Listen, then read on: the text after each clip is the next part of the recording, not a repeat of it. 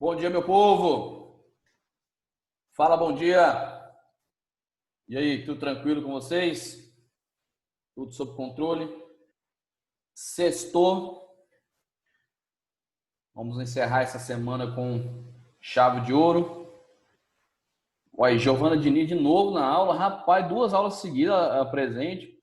Não vai chover, não. Vai nevar em Goiânia esse final de semana, viu? Tomem cuidado. Bom dia, bom dia, bom dia. Galerinha, hoje a nossa aula vai ser de exercício. Eu vou corrigir aquela tarefinha que eu passei para vocês. É importante você ter essa tarefa aí registrada, porque quando as aulas presenciais voltarem, eu vou vistar e vai estar valendo no mínimo 2 pontos, tá? Essa tarefinha, no mínimo 2 pontos. Então, não dê bobeira. Lembrando que é para fazer no próprio material, tá? Essa tarefa. Pode deixar no livro mesmo, depois quando eu pedir para vocês me entregarem, vocês destacam. Porque se você destacar agora, pode ser que você perca. Beleza? Giovana, é milagre mesmo. É o livro 8, gente. Vou escrever aqui no chat para ficar registrado. Vou colocar aqui para todo mundo se situar. Todo mundo pega o livro 8, na página 91, por favor. Livro 8, página 91.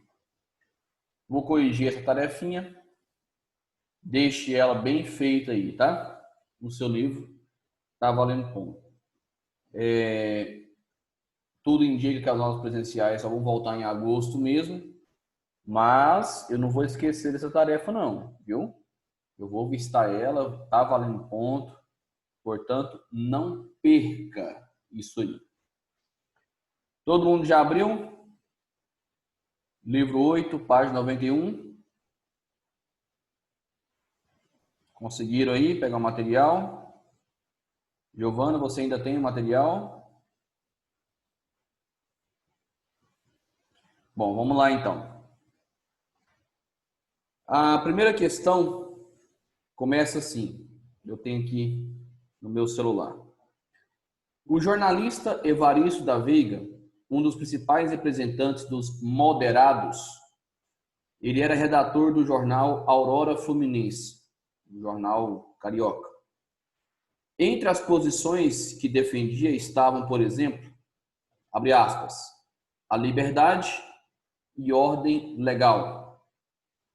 Eis os mais preciosos dos nossos bens. E nada de excessos. A linha está traçada. É a Constituição. Ou ainda mais categoricamente, queremos a Constituição, não queremos a Revolução. Bom, letra A. Associe a frase queremos Constituição, não queremos Revolução, com a vertente partidária a que se filiava Evaristo da Veiga. Gente, está escrito no texto que ele era um liberal moderado. Não é isso que está escrito? Quando ele fala assim, ó, queremos Constituição, não queremos Revolução, significa que ele não queria nenhuma mudança política profunda no Império Brasileiro. Não queria, por exemplo, que o povo chegasse ao poder, não queria uma república. Ele queria que a Constituição fosse cumprida, que a lei fosse cumprida. Beleza? Então, essa é a resposta da letra A. Vou repetir para vocês. Coloque aí, por favor, vou ditar. Por ser um político moderado, por ser um político moderado, por ser um político moderado, vírgula. Por ser um político moderado, vírgula. Ele defendia o cumprimento da lei. Ele defendia o cumprimento da lei, é com U mesmo, tá? Cumprimento. Ele defendia o cumprimento da lei, defendia o cumprimento da lei, vírgula, mas era contra qualquer mudança política radical. Mas era contra qualquer mudança política radical. Mas era contra qualquer mudança política radical. Era contra qualquer mudança política radical, como, por exemplo, a proclamação da República. Ponto final. Como, por exemplo, a proclamação da República. Como, por exemplo, a proclamação da República. Ponto final. Belezinha, galera? Tranquilo essa? Aí vem a letra B. Com base no é certo, no texto, explique qual era o papel da imprensa na metade do século XIX no Brasil. Galera, a imprensa, ela servia sobretudo às classes dominantes. O povo não tinha acesso à imprensa. Você não tinha ali um jornal que expressasse a vontade popular. Um jornal do povo, por exemplo. Então, a resposta da B ficou fácil, né? A imprensa servia aos interesses das classes dominantes da época. Resposta da B, então. A imprensa servia aos interesses das classes dominantes da época. Não mudou muita coisa, né, no Brasil. A imprensa servia aos interesses das classes dominantes da época. Belezinha? Davi, você já tinha falado que teve dificuldade na 1, conseguiu pegar? Tá de boa agora? Questão número 2. Leia o texto. Em cada vila ou aldeia nasciam outros chefes cabanos. Olha o nome, cabano. Populações inteiras de índios e quilombolas foram chamadas à luta armada em um movimento tão vasto e complexo que só pode ser entendido dentro de uma perspectiva internacional. Nas fronteiras com os mundos inglês, holandês, hispânico e francês, o antigo Grão-Pará sempre foi alvo de disputas políticas e territoriais. A Revolução Cabana foi o estopim para contatos e trocas mais intensas de mercadorias, armas e alimentos, mas também de ideias e práticas revolucionárias. É neste rico mundo que os cabanos criaram seus próprios mecanismos construtores de sua cidadania. Galera, para quem não entendeu o texto, está falando da cabanagem, aquela rebelião da regência, vocês lembram? E essa rebelião ocorreu na província do Grão-Pará, que era uma província gigante que englobava toda a região norte do Brasil. Faz fronteira com a Guiana Francesa, com o Suriname, que é uma antiga colônia holandesa, com a Guiana, antiga colônia da Inglaterra. Então, o Grão-Pará tinha ali contato com países de origens bem diferentes. Aí vem a letra A. Explique o que a autora quis dizer com em cada vila ou aldeia nasciam outros chefes cabanos. Repito. Explique o que a autora quer dizer com em cada vila ou aldeia nasciam outros chefes cabanos. Gente, é porque tratava-se de um movimento popular. Apesar de haver algumas lideranças principais, você tinha ali o povo participando ativamente das decisões. Lembrando, o povo dessa capitania, dessa província, melhor dizendo, do Grão-Pará, era formado por pessoas pobres, índios, mestiços, que moravam em cabanas bem simples na beira dos rios. Por isso eram chamados de cabanos. Então a resposta da letra A é bem simples. Devido à intensa participação popular nesse movimento, tá? Resposta da A, devido à intensa participação popular nesse movimento. Vou repetir só mais uma vez, que eu sei que tem gente que está anotando aí, e a gente gosta de corrigir direitinho. Devido à intensa participação popular nesse movimento. Os cabanos. Letra B. Que particularidade da cabanagem é destacada no texto da autora aí, ó, da Magna Hict? Explique-a. Galera, a particularidade é que a província do Grão-Pará tinha contato intenso com países de origens diferentes. Guiana Francesa, Suriname, a Guiana. Essa é a particularidade que a autora destaca no texto. Então, coloca aí na letra B. Pode falar? A autora destaca o intenso contato. A autora destaca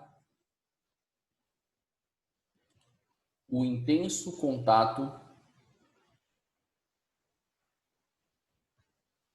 A autora destaca o intenso contato que os rebeldes do Grão-Pará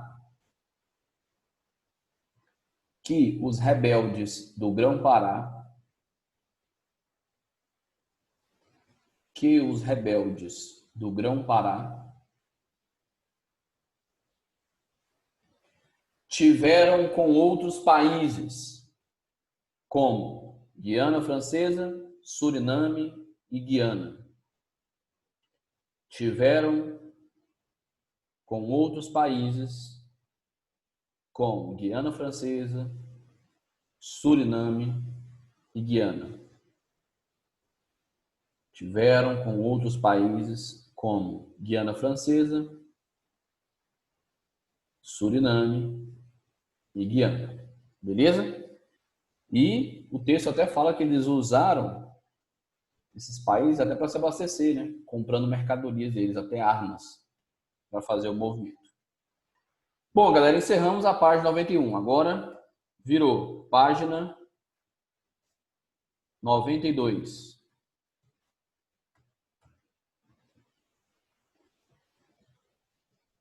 Questão número 3. Analise o é certo a seguir. Durante a regência, tivemos um grande tempo das execuções capitais no Brasil, quando ficou mais fácil condenar à morte e mais rápido executar a sentença. O regente usava o direito de graça com parcimônia para não desagradar as elites que, em última instância, o elegiam. Associa o aumento das condenações à morte e de sua execução à conjuntura social e política brasileira no período regencial. Quero a participação de vocês. Por que você acha que durante a regência se sentenciou mais pessoas à morte? É simples a resposta. Porque aconteceu o quê? Muito durante esse período. Bora, povo. Obrigado, Gustavo. Obrigado, Davi, Samuel, Igor. Valeu pela participação. Devido à grande quantidade de revoltas. E aí, na maioria dos casos, os líderes eram condenados à morte. E detalhe, quase todas as revoltas foram populares, com exceção da Revolução Farroupilha. Então é por isso que a regência condenou tanto à morte, porque foi um período conturbado, turbulento, cheio de revoltas e, na maioria dos casos, populares. Beleza? Então, respondendo a 3. Pois, já estou respondendo já. pois foi um período conturbado,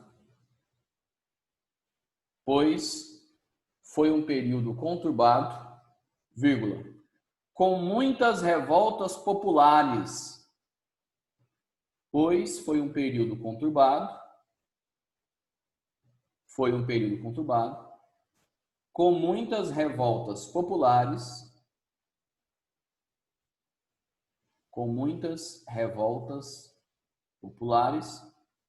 e a elite tinha medo de perder o controle do país.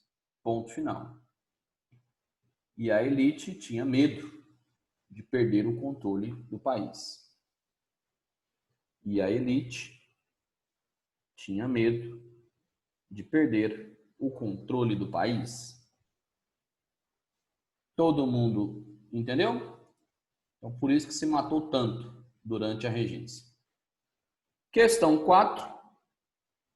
Itália, bela, mostre-se gentil, e os filhos seus não a abandonarão.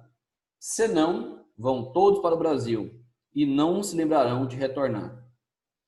Aqui mesmo, ter-se-ia no que trabalhar, sem ser preciso para a América emigrar. A todo momento se ouve dizer, eu vou lá onde existe a colheita do café. Gente, qual é o tema do texto? A imigração, né? Principalmente italiana para o Brasil, que começa a acontecer em grande quantidade, no segundo reinado, no governo de Dom Pedro II. Aí vem outro texto. Um dia, os imigrantes aglomerados na amurada da proa chegavam à fedentina quente de um porto, num silêncio de mato e de febre amarela. Santos. É aqui, Buenos Aires é aqui. Tinham trocado o rótulo das bagagens. Desciam em fila. Faziam suas necessidades nos trens dos animais onde iam. Jogavam-nos num pavilhão comum em São Paulo. Buenos Aires é aqui.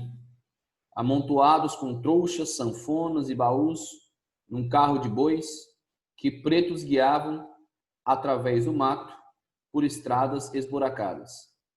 Chegavam uma tarde nas senzalas, donde acabavam de sair o braço escravo. Formavam militarmente, nas madrugadas do terreiro, homens e mulheres, antefeitores de espingarda ao ombro. Os textos acima, eles se complementam na medida em que abordam diferentes aspectos da imigração italiana no Brasil. A partir deles, respondo. Esse rosa decomposto aqui é o Caio, Amanda? Deixei ele entrar. Letra A. Segundo o texto 1. O que motivou os italianos a imigrar para o Brasil? Gente, a situação na Itália estava boa? Não, né? O que estava rolando na Itália naquele momento? Além de muita pobreza, muita miséria, as guerras de unificação. Então, os italianos estavam deixando o seu país porque a situação lá não estava legal. Até porque se tivesse boa, eles ficavam por lá, né? Então, a resposta da A é simples. Repetindo a pergunta. Segundo o texto 1, o que motivou os italianos a emigrar para o Brasil? Resposta. A pobreza... Beleza, Caio. A pobreza e miséria do país provocada pelas guerras de unificação. A pobreza e miséria do país provocada pelas guerras de unificação. Pobreza e miséria do país provocada pelas guerras de unificação. Então, os italianos estavam saindo de lá por isso. Estava rolando muita pobreza, muita miséria, não tinha trabalho para todo mundo, e, além disso, a guerra, né? Letra B. Segundo o texto 2, quais as condições de chegada dos italianos no Brasil? Gente, eram precárias, né? Eles eram transportados em navios sem estrutura, e chegavam aqui, eram tratados quase que como escravos, inclusive dormindo nas senzalas. O texto 2 deixou bem claro isso. Então, a letra B, condições precárias, pois viajavam em navios sem estrutura. Condições precárias, pois viajavam em navios sem estrutura. Condições precárias, pois viajavam em navios sem estrutura. E chegando aqui eram tratados quase que como escravos. Chegando aqui eram tratados quase que como escravos. E chegando aqui eram tratados quase que como escravos, inclusive dormindo nas antigas senzalas. A letra C, a última dessa página. Amontoados com trouxas, sanfonas e baús, num carro de bois, que pretos, ou seja, escravos, guiavam através do mato por estradas esburacadas, chegavam uma tarde nas senzalas, de onde acabava de sair o braço escravo. Formavam militarmente, nas madrugadas do terreiro, homens e mulheres, antefeitores de espingarda ao ombro. Interprete o parágrafo acima com base em seus conhecimentos sobre o começo da imigração italiana no Brasil. Gente, eles vieram para substituir a mão de obra escrava africana. Por isso que eles ainda estavam pegando resquícios da escravidão, como o feitor, a senzala, uma disciplina muito rígida de trabalho nas fazendas. Era uma transição ainda do trabalho escravo para o trabalho assalariado. Entendeu? Deixa eu ver que o Cadu falou alguma coisa aqui. É verdade, Cadu. Além de se trair pelos patrões, cobravam juros para eles comprarem o que eles não tinham. É verdade. Quando esses imigrantes chegavam aqui, bem lembrado, Cadu, eles chegavam sem nada, né? Uma mão na frente e outra atrás. Aí os patrões cobravam a passagem de navio, cobravam um preço abusivo, inclusive. E aí, como o primeiro salário saía só depois de um mês de trabalho, eles tinham que pegar mantimentos na fazenda. Comida, roupas, remédios, ferramentas. Quando chegava o dia do pagamento, o que eles descobriam? Descobriam que a dívida que eles tinham era maior que o salário. Ou seja, eles não recebiam nada. Até porque o patrão, né, o fazendeiro, cobrava preços abusivos por esses produtos. Bem lembrado, Cadu. Então, gente, o que você vai colocar como resposta à letra C? Que esses imigrantes vieram para o Brasil para substituir o trabalho escravo. Esses imigrantes vieram para o Brasil para substituir o trabalho escravo.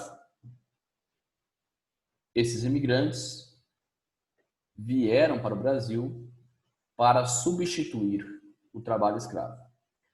Vírgula. Por isso, ainda tiveram que conviver. Por isso, ainda tiveram que conviver. Por isso, ainda tiveram que conviver com resquícios da escravidão. Ponto final. Por isso, ainda tiveram que conviver com resquícios da escravidão. Repito, Giovana. Esses imigrantes vieram para o Brasil. Esses imigrantes vieram para o Brasil para substituir o trabalho escravo. Para substituir o trabalho escravo. Para substituir o trabalho escravo. Vírgula. Por isso tiveram que conviver com resquícios da escravidão. Ponto final. Por isso tiveram que conviver com resquícios da escravidão. Beleza? E aí esses resquícios são a senzala, o feitor, essa hierarquia muito rígida que existia no trabalho da fazenda. Samuel, qual parte? Eu preciso prosseguir aqui. Por isso tiveram que conviver com resquícios da escravidão. Por isso tiveram que conviver com resquícios da escravidão. Beleza? Bom, agora estamos na página 93. Questão número 1. Leia o trecho da canção abaixo e responda o que se pede. Estou na página 93 já, hein? Tá aqui no chat, hein? Mesmo depois de abolida a escravidão, negra é a mão de quem faz a limpeza, lavando a roupa encardida, esfregando o chão. Negra é a mão da pureza.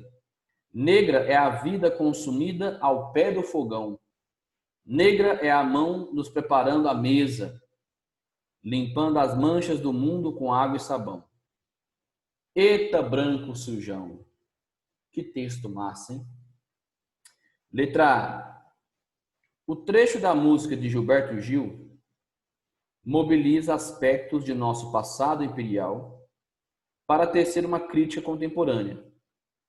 Identifique que crítica é feita na canção e de que forma o passado surge em sua construção. Repito, identifique que crítica é feita na canção e de que forma o passado surge em sua construção. Galerinha, o que essa canção quer dizer? Que mesmo após o fim da escravidão, a maior parte do trabalho braçal, do trabalho pesado, continua sendo feito por negros no Brasil. Essa é a crítica. Não vou nem ditar, hein? Eu vou repetir a ideia. Mesmo após o fim da escravidão, o trabalho braçal, o trabalho pesado, continua sendo feito por negros no Brasil, na sua maioria. Essa é a crítica da música. Entendeu a ideia? Vou falar mais uma vez. Você vai colocar com suas palavras aí, ó. Para de só copiar o que eu falo. Mesmo depois do fim da escravidão, ó, acabou a escravidão, o trabalho braçal, o trabalho pesado, continua sendo feito, na maior parte dos casos, por negros no Brasil. E por que isso? Terminando a resposta. Porque não houve uma política pública de inserção dos negros na sociedade após a abolição da escravatura. Não houve uma política pública de inserção dos negros na sociedade após a abolição da escravatura. Beleza? Todo mundo conseguiu pegar a resposta dessa? Conversa comigo aí. Sim, né? Beleza. A letra B. Por que mesmo depois de abolir a escravidão, imagens como a descrita por Gilberto Gil se mantiveram na sociedade brasileira? Acabou que eu já respondi, né? Foi mal, eu respondi o finalzinho da A, na verdade, a resposta da B. Já repito agora para você, Vitor. A resposta da B é porque não houve políticas públicas de inserção dos negros na sociedade brasileira. Estou ditando a letra B. Letra B agora. Porque não houve políticas públicas, não houve políticas públicas, porque não houve políticas públicas de inserção dos negros. Pode colocar inclusão ao invés de inserção também, tá? Inserção ou inclusão dos negros na sociedade brasileira. Não houve políticas públicas de inclusão dos negros na sociedade brasileira após a abolição da escravatura. Ponto final. Não houve com H, tá? Do verbo haver, não houve, políticas públicas de inclusão dos negros na sociedade brasileira após a abolição da escravatura. Ponto final. Essa é a resposta da B, tá? Vitor, você pediu para repetir a letra A? É só você falar o seguinte, qual que é a crítica da música? Até hoje, a maior parte do trabalho braçal, o trabalho pesado, é feito por negros no Brasil. Só colocar assim, tá? Resposta da A. Essa é a crítica da música. Resposta da A. Vai confundir não, tá, gente? Estou repetindo a resposta da A para o Vitor. A maior parte do trabalho braçal, do trabalho pesado, ainda é feito por negros no Brasil. A maior parte do trabalho braçal, do trabalho pesado, ainda é feito por negros no Brasil. Bom, agora estou na letra C. Tem problema não, Samuel. Depois você separa aí. Letra C. Em 13 de maio de 1888, sancionava-se a Lei Áurea, que em 2 artigos afirmava: é declarada extinta a escravidão no Brasil e revogam-se as disposições em contrário. A legislação, assim como a Princesa Isabel, responsável por sua assinatura, foram consagrados na história como elementos definidores da abolição da escravidão no Brasil. Apresente argumentos que apontem para o caráter processual da abolição em detrimento a perspectivas centradas na promulgação da Lei Áurea. Gente,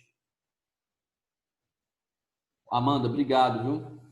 Não é letra C, é número 2, na verdade. Correção, tá, gente? Número 2, não é letra C. Obrigado por me corrigir, Amanda. Me responde uma coisa.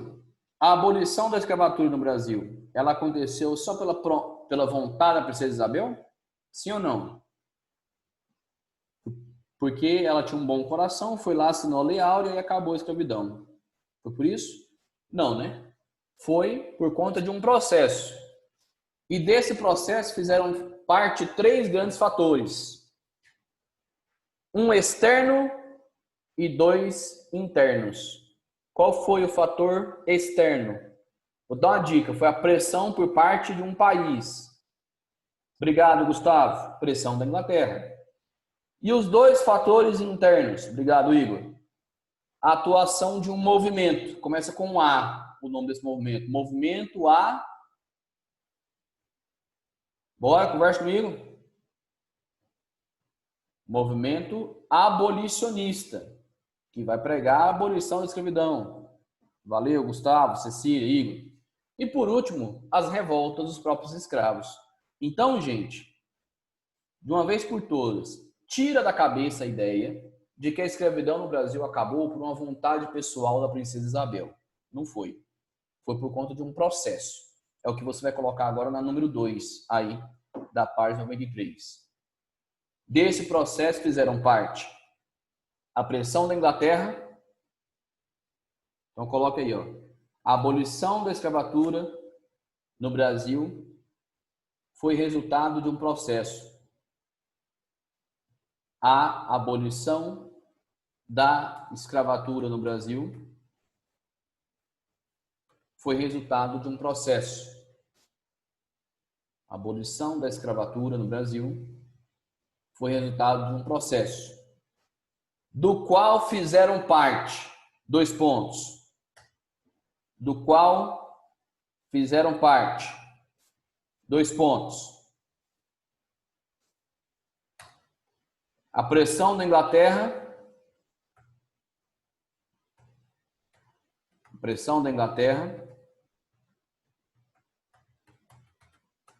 a atuação do movimento abolicionista,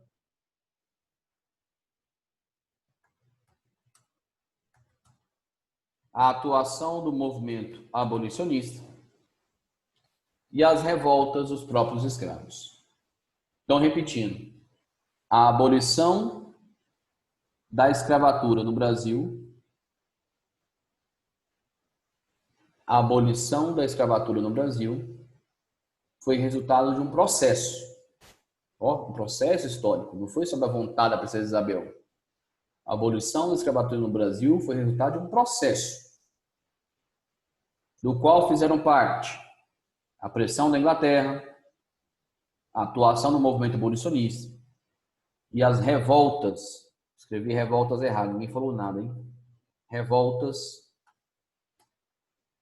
dos próprios escravos. Beleza? Tá aqui, ó. Eu até digitei para vocês.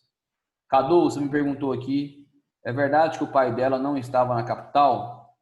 O Dom Pedro II estava na Europa quando a Lei Áurea foi assinada, tá? Ele viajou, motivos de saúde, estava bem adoentado, e deixou a princesa Isabel no comando do Império provisoriamente. Depois ele voltou, né?